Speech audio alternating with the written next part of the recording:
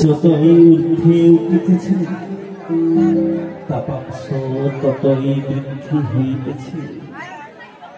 হোসেনের পরিজনেরা বিন্দু মাত্র জনের জন্য লালায়িত হইতেছে। শত শত বীর পুরুষ শত্রু হস্তে প্রাণ ত্যাগ করিতেছে। হোসেন এক দীর্ঘ নিঃশ্বাস পরিত্যাগ করিয়া বলিলেন, একমাত্র বাড়ি প্রত্যাশায় এত আত্মীয় বন্ধু বান্ধব হারাইলাম, অথচ পরিজনগণের পিপাসা নিবারণ করিতে থাকিলাম না।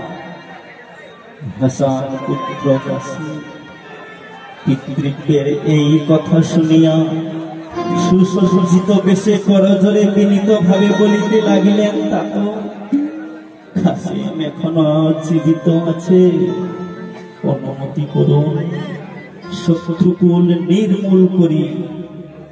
হোসেন বলিলেন, কাসেম তুমি পিতৃহীন, আমার বংশের তুমি প্রধান, তুমি ইমাম বংশের বহুমূল্য রত্ন, সৈয়দ বংশের অমূল্য নিধি। তোমায় এই ভয়ানক শত্রুদল মধ্যে কোন প্রাণে পাঠাইব? আমি নিজেই যুদ্ধ করিয়া ফুরাত কুল উদ্ধার করিতেছি। কাসেম বলিলেন, আপনি যাহাই বলুন। কাসেমের প্রাণ দেহে থাকিতে আপনাকে অস্ত্র ধারণ করিতে হইবে না। মাতা হাসনে বানুর নিকট বিদায় নিয়ে অশ্বপৃষ্ঠে আরোহণ করিবে। সেন বলিলেন, তোমার পিতা প্রাণ বিয়োগের কিছু পূর্বে আমাকে করারে আবদ্ধ করিয়া গেছে। আমার কন্যা সখিনারে বিবাহ না করিয়া তুমি যুদ্ধে যাইতে পারিবে না। সেই বিপদ সময়ে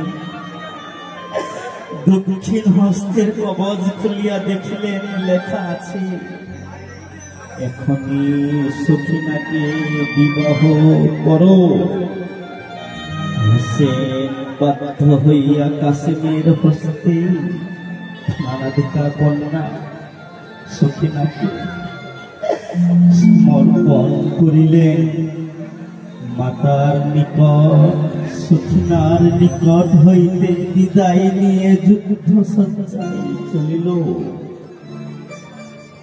রণক্ষেত্রে বর্জক সহ পুত্রগণকে যে রূপে পাইলেন সেই রূপে ধরাশায়ী করিলে। রণক্ষেত্রে চারিদিক হইতে অনবরত তীর আসিয়া কাসেমের অঙ্গে বিদ্ধ হইলে।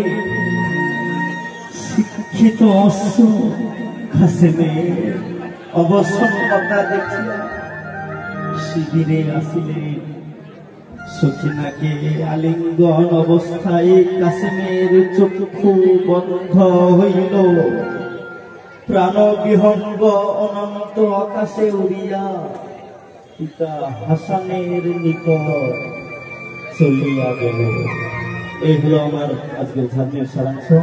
আমি এই অংশখানি সুরের মাধ্যমে পরিবেশন করছি।